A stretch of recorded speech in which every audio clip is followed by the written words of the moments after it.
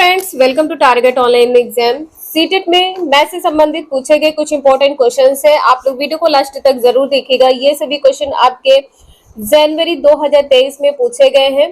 तो चलिए स्टार्ट करते हैं। क्वेश्चन नंबर फर्स्ट है, एक 2 अंक वाली संख्या और इन अंकों को पलटने पर बनी संख्या का योग 88 है।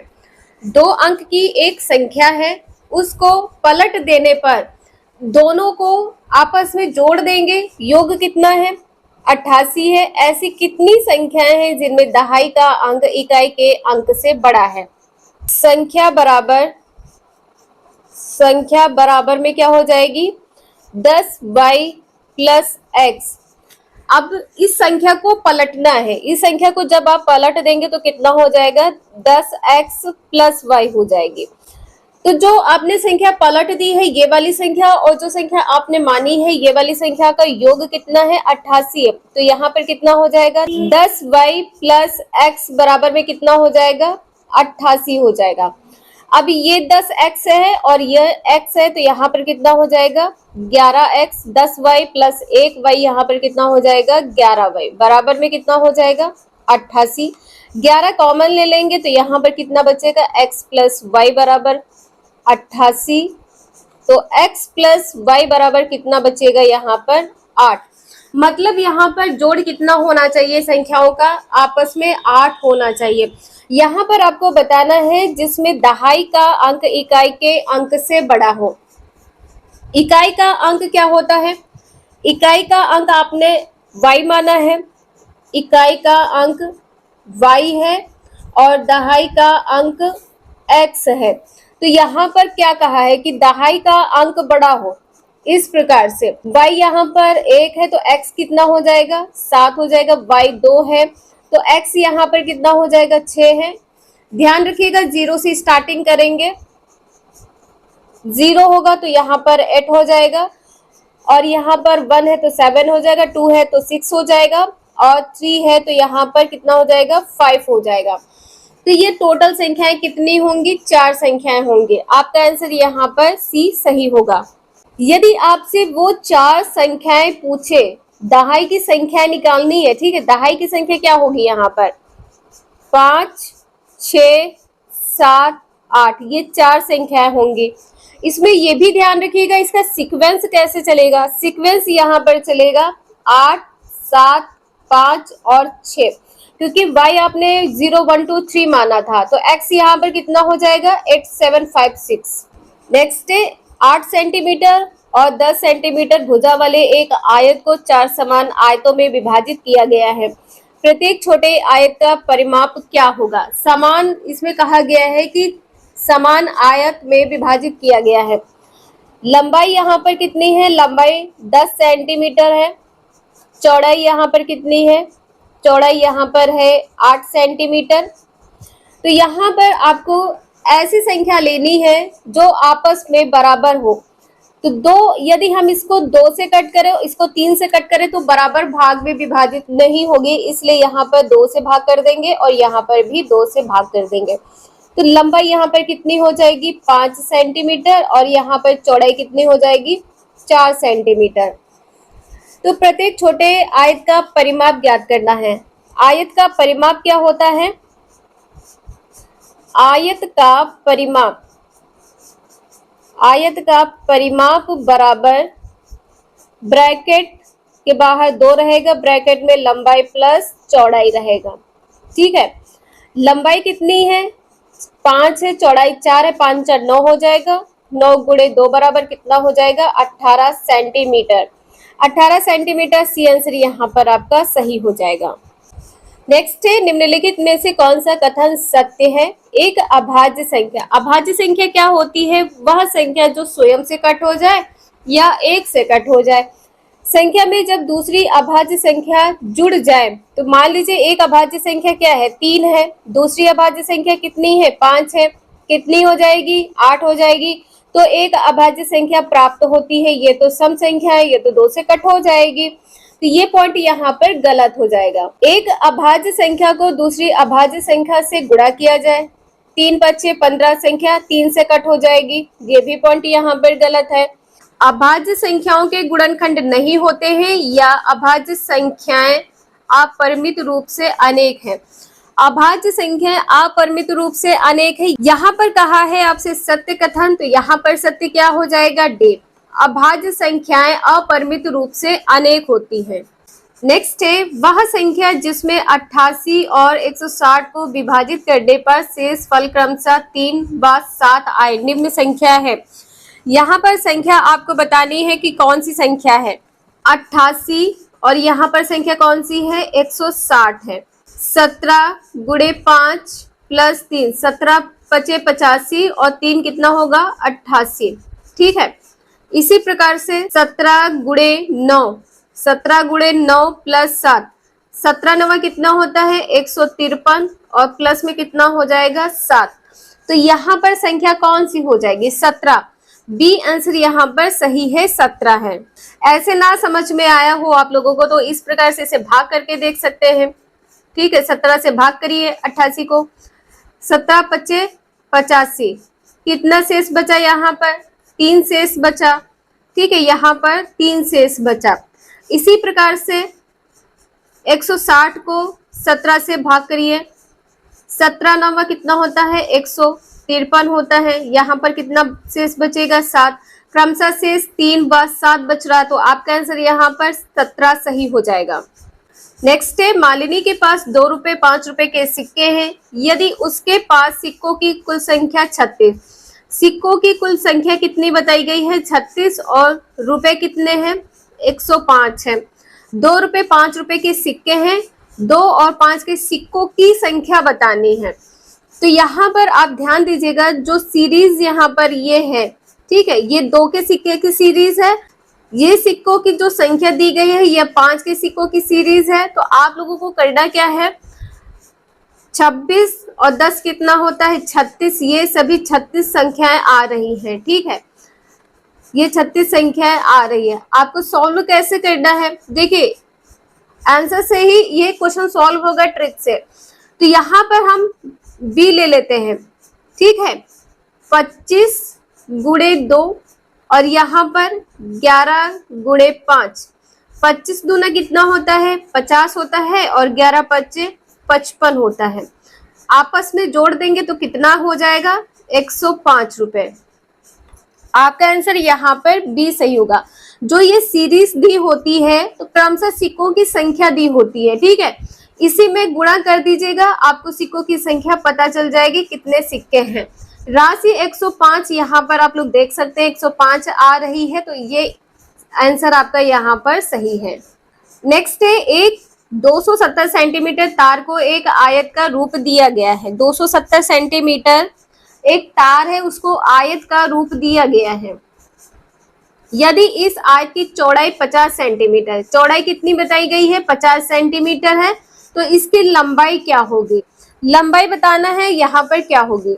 यहाँ पर आपको जो 270 सेंटीमीटर दिया गया है ये क्या है? परिमाप है, आयत का परिमाप। तो आयत का परिमाप क्या होता है? आयत का परिमाप बराबर क्या होता है? 2 ब्रैकेट में लंबाई प्लस चौड़ाई। ठीक है, परिमाप यहाँ पर दिया गया है 270 है, बराबर में 2 ब्रैकेट में आपको लंबाई ज्ञात करनी है, लंबाई ऐसे रख लीजिए। चौड़ाई दी गई है 50 सेंटीमीटर है। 2 से इसे भाग करें, 2 एकम 2, 2 तिया 6, 2 पंचे 10 और जो 50 है ये घटा देंगे, लंबाई पता चल जाएगी। लंबाई कितनी है? 5 और 13 से 5 गया 8, 5 13, लंबाई कितनी हो जाएगी? 85 सेंटीमीटर। आपका आंसर यहाँ पर सी सही हो जाएगा, 85 सेंटीमीटर। नेक्स्ट है कक्षा सेकंड के छात्रों को 35 लिखने के लिए कहा गया तो कुछ ने 305 लिखा। अध्यापक के रूप में आप इसको कैसे संबोधित करेंगे? यह बताकर कि यह गलत है और उन्हें सही उत्तर प्राप्त करने के लिए कहेंगे श्याम पट पर सही उत्तर लिखकर। देखिए, श्याम पट पर आप सही उत्तर लिख देंगे, कॉपी नहीं करवाना है, ये पॉइंट यहाँ पर गलत है। उनको अपनी कॉपी में 10 बार सही उत्तर लिखने के लिए देकर 10 बार सही उत्तर, ये भी पॉइंट यहाँ पर गलत है। यहाँ पर क्या कहा है कि यह बताकर यह गलत है, आप बता देंगे कि यह गलत है और उन्हें सही उत्तर प्राप्त करने के लिए कहेंगे कि बच्चे स्वयं सही उत्तर प्राप्त करें। ये भी पॉइंट यहाँ पर गलत है, डी आंसर यहाँ पर सही है। उन्हें मूर्त पदार्थ से विनिमेय नियम समझाकर, ठीक है, विनिमेय नियम समझाएंगे, डी आंसर यहाँ पर सही है। नेक्स्ट है गणित के प्राथमिक पाठ्यक्रम में प्रतिचित्रण जिसे मानचित्र कहते हैं कि कौन से पहलू विद्यमान है। प्राथमिक पाठ्यक्रम में मानचित्रण के कौन से पहलू विद्यमान है। मानचित्र का अर्थांकन, बिना पैमाने वाले आलेख, संकेतों प्रतीकों का प्रयोग, पैमाने के अनुसार आलेख खींचना। अर्थ का आंसर यहाँ पर क्या हो जाएगा। देखिए प्राथमिक स्तर की बात की गई है, बच्चे पैमाने मतलब स्केल से कैसे आलेख खींचेंगे, तो यहाँ पर आपका आंसर डी नहीं होगा। ए बी सी ये तीनों पॉइंट यहाँ पर सही है, डी यहाँ पर नहीं होगा, इसे ध्यान रखिएगा, डी यहाँ पर नहीं है, ए बी सी ये तीनों पॉइंट यहाँ पर सही है। नेक्स्ट है राष्ट्रीय पाठ्यचर्या रूपरेखा 2005 के अनुसार निम्नलिखित में से कौन सा विषय प्राथमिक विद्यालयों में गणित पाठ्यक्रम का भाग नहीं है। गणित में कौन सा ऐसा भाग है जो नहीं है, कौन सा टॉपिक है। पूर्णांक है, चौपड़ है, अनुमान लगाना है, सममित है। इसका आंसर यहाँ पर क्या हो जाएगा, पूर्णांक नहीं होगा, ठीक है, प्राथमिक स्तर में पूर्णांक नहीं है। चौपड़ है, अनुमान लगाना है, सममित है, ये तीनों पॉइंट सही है, लेकिन यहाँ पर पूर्णांक नहीं होगा। नेक्स्ट है मानकों का प्रयोग निम्नलिखित में से किन अवधारणाओं को समझाने के लिए किया जा सकता है। मानकों का प्रयोग किसके लिए किया जाता है। संख्या बोध, भिन्न प्रतिरूप या भिन्न स्थानीय मान आयतन, संख्या बोध प्रतिरूप आयतन, संख्या बोध चौपड़ स्थानीय मान। 10th का ए आंसर यहाँ पर सही होगा। जो मानकों का प्रयोग किया जाता है किसके लिए, संख्या बोध के लिए, भिन्न के लिए, प्रतिरूप के लिए। ए आंसर इसका यहाँ पर सही है। क्वेश्चन नंबर नेक्स्ट है, निम्नलिखित में से कौन सी ज्यामिति की महत्वपूर्ण प्रक्रियाएं हैं। दृश्यीकरण है, पक्षांतरण है, रूपांतरण है। यहाँ पर बताना है कि कौन सी ज्यामिति के लिए महत्वपूर्ण प्रक्रियाएं हैं। इसका आंसर यहाँ पर क्या सही हो जाएगा। देखिए पक्षांतरण नहीं होगा, पक्षांतरण ज्यामिति में नहीं होता है, बीज गणित में होता है, ठीक है। यहाँ पर आपका आंसर ए सही हो जाएगा, ए और सी। दृश्यीकरण का अर्थ है देखकर बताना, रूपांतरण का अर्थ है जैसे यहाँ पर ये इस प्रकार से आयत दिया गया है, इसे आप वर्ग में विभाजित कर सकते हैं, तो यहाँ पर रूपांतरण हो जाएगा। रूप में अंतर करना, जैसे यहाँ पर आप लोग देख सकते हैं कि रूपांतरण है क्या, वस्तु के मूल आकार को पूर्व छवि कहा जाता है और वस्तु की अंतिम आकृति और स्थिति परिवर्तन के तहत छवि प्राप्त होती है। वस्तु के मूल रूप जैसे आपने यहाँ पर आयत बना लिया है, आयत को पूर्व छवि कहा गया है। आयत को क्या कहा गया है कि ये आयत पहले थी, और वस्तु की अंतिम आकृति यहाँ पर आपने वर्ग बनाया, तो ये स्थिति में जो परिवर्तन होती है ये क्या है, रूपांतरण है, ये छवि होती है। नेक्स्ट है निम्नलिखित में से कौन सा या कौन से गणित शिक्षण अधिगम के संदर्भ में खेलों के लिए अति उपयुक्त है। खेल के लिए अति उपयुक्त क्या है, गणितीय खेलों में व्यस्त होने के दौरान हम बच्चे का आकलन, यहाँ पर आगमा लिखा, आकलन नहीं कर सकते, यहाँ पर क्या हो जाएगा, आकलन नहीं कर सकते। गणितीय खेल गणित में आनंदमयी अधिगम के अनुभव को प्रदान करते हैं या गणितीय खेल आम दिनचर्या वाले होते हैं। जो गणितीय खेल होते हैं वो आम दिनचर्या वाले होते हैं, ये पॉइंट यहाँ पर गलत है। यहाँ पर क्या कहा गया है कि जब बच्चा खेलता है, जब गणित का खेल खेलता है या गणितीय खेल खेलता है, उस दौरान आप उसका आकलन नहीं कर सकते, बिल्कुल आकलन कर सकते हैं, ये भी पॉइंट यहाँ पर गलत है। बी आंसर इसका यहाँ पर सही है, केवल बी पॉइंट, यहाँ पर आपका आंसर क्या हो जाएगा, केवल बी। नेक्स्ट है राष्ट्रीय पाठ्यचर्या रूपरेखा 2005 के अनुसार निम्नलिखित में से कौन सा गणित शिक्षण का उद्देश्य प्राथमिक कक्षाओं के लिए न्यूनतम उपयुक्त है। प्राथमिक कक्षाओं के लिए न्यूनतम है दिक् स्थान संबंधी समझ में वृद्धि करना। प्राथमिक कक्षा के लिए गणितीय खेल गणित में आनंदमयी अधिगम के अनुभव को प्रदान करना, ये भी पॉइंट यहाँ पर सही है। वास्तविक जीवन के अनुभवों को गणित से जोड़ना। राष्ट्रीय पाठचर्या रूपरेखा क्या कहती है कि बच्चे को उसके दैनिक जीवन से जोड़ना चाहिए, ये भी पॉइंट यहाँ पर सही है। बीजीय चिंतन की कुशलता को विकसित करना। बीज गणितीय जो बीज गणित की यहाँ पर बात की गई है, जो बीजीय चिंतन है, इसकी कुशलता को विकसित करना, ये पॉइंट यहाँ पर नहीं होगा। नेक्स्ट है, निम्नलिखित में से कौन सा वैन हेले द्वारा दिए गए ज्यामितीय विवेचन के स्तरों की विशेषता का लक्षण नहीं है? अनुभव आश्रित है, अनुभव आश्रित है, ठीक है। इसमें विकासात्मक भी है, क्रम भी होता है, 0 1 2 3 4 होता है। आयु आश्रित, आयु आश्रित नहीं होगा, डी आंसर यहाँ पर सही हो जाएगा। कौन सी विवेचन स्तर की विशेषता नहीं है? डी आंसर यहाँ पर सही है, आयु आश्रित। नेक्स्ट है, निम्नलिखित में से कौन सी अवधारणा डिल्स ब्लॉक का उपयोग करते हुए नहीं पढ़ाई जा सकती? यहाँ पर आप लोग इसे डिल्स ब्लॉक को देख सकते हैं, कुछ इस प्रकार से है। यहाँ पर बच्चे क्या करते हैं, सबसे पहले आप डिल्स ब्लॉक के बारे में पढ़ लीजिए क्या होता है। इसे बहु आधार अंक गणितीय ब्लॉक के रूप में भी जाना जाता है। किसे जाना जाता है? डिल्स ब्लॉक को।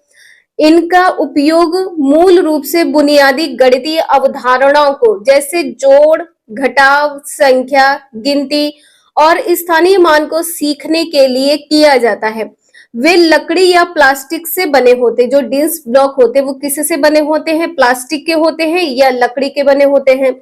और स्थानीय मान दिखाने के लिए 4 आकारों में आते हैं। यहाँ पर आप लोग देख सकते हैं छोटे छोटे से ये ब्लॉक बने हुए हैं। आप सभी ने गेम के तौर पर, जैसे इस प्रकार का ये ब्लॉक होता है, तो आप इस साइड कभी इसको राउंड कराते हैं, कभी इसको इस साइड राउंड कराते हैं, तो ये क्या है? ये डिल्स ब्लॉक है। यहाँ पर आपका आंसर क्या होगा? प्रायिकता होगा, स्थानीय मान होगा, संख्याओं अंकों का योग होगा या एक अंक वाली संख्या का गुणन होगा। तो यहाँ पर उपयोग में कौन सी नहीं है? प्रायिकता नहीं है। ए आंसर यहाँ पर सही है। नेक्स्ट है, निम्नलिखित में से कौन सा या कौन से बच्चों में पूर्व संख्या क्या है? प्री नंबर की अवधारणा के निर्माण से संबंधित है। एकाकी संगति है, पदानुक्रमिक समावेश है, माप है। इसमें सही विकल्प बताना है, क्या सही होगा? तो सही विकल्प यहाँ पर क्या हो जाएगा? छोटे बच्चे की बात की गई है, माप यहाँ पर नहीं होगा। सी पॉइंट यहाँ पर गलत है। ए बी ये दोनों पॉइंट यहाँ पर सही है, ए और बी।